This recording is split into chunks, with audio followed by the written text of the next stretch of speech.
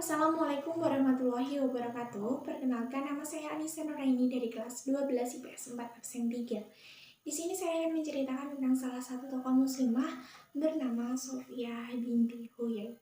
Bagi sebagian orang, nama Sofia binti Huyai mungkin masih terdengar asing dalam sejarah Islam. Namun tahukah kamu bahwa Sofia binti Huyai merupakan salah satu ummul mukminin?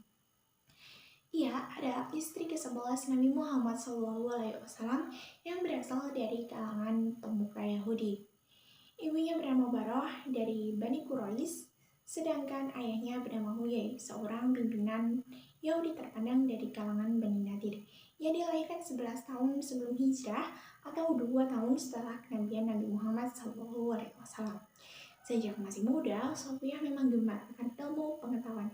Ia banyak sekali membaca tentang sejarah-sejarah Yahudi, hingga suatu hari ia menemukan fakta di dalam kitab Taurat bahwa kelak akan ada seorang pemuda penyempurna agama yang datang dari Jazirah Arab.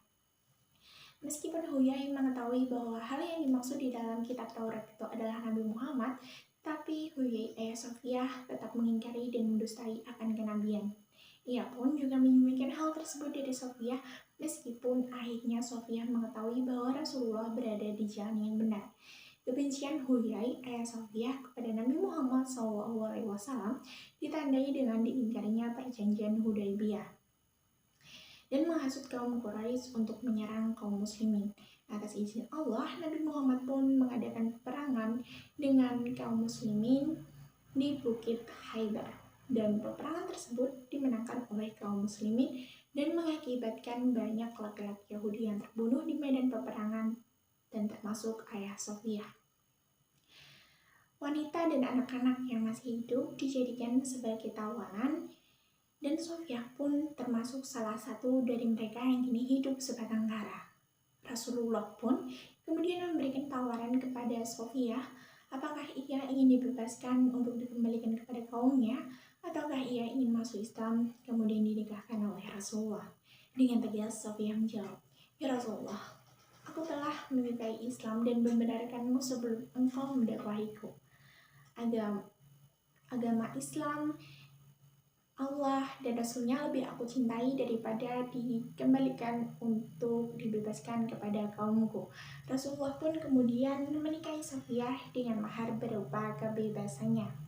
Kehadiran Sofia sebagai istri Nabi yang berasal dari golongan Yahudi sempat menjadikan para sahabat tidak menyukainya. Rasulullah pun selalu menghiburnya karena Sofia menangis dan menghiburnya dengan jawaban, "Mengapa tidak engkau katakan bahwa aku lebih baik dari kamu?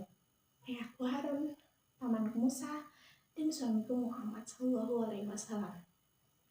Sofia dikenal sebagai orang yang jujur, bertakwa, dan matanya selalu basah akan air mata. Ia merupakan istri Nabi yang penuh kejujuran.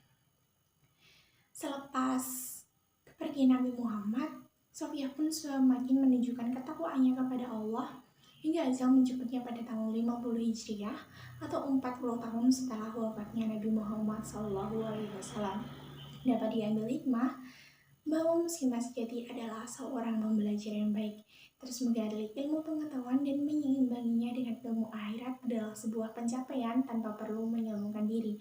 Jika pada masanya Sofia dikenal sebagai orang yang cerdas, sudah saatnya kita di era globalisasi sekarang ini, di mana informasi sangat mudah diterima, sudah seharusnya kita sebagai muslimah dapat lebih memperkaya diri dengan ilmu pengetahuan dan mengupgrade diri dari segi keimanan dan ketakwaan. Saya Anissa Nuraini, sekian, terima kasih. Wassalamualaikum warahmatullahi wabarakatuh.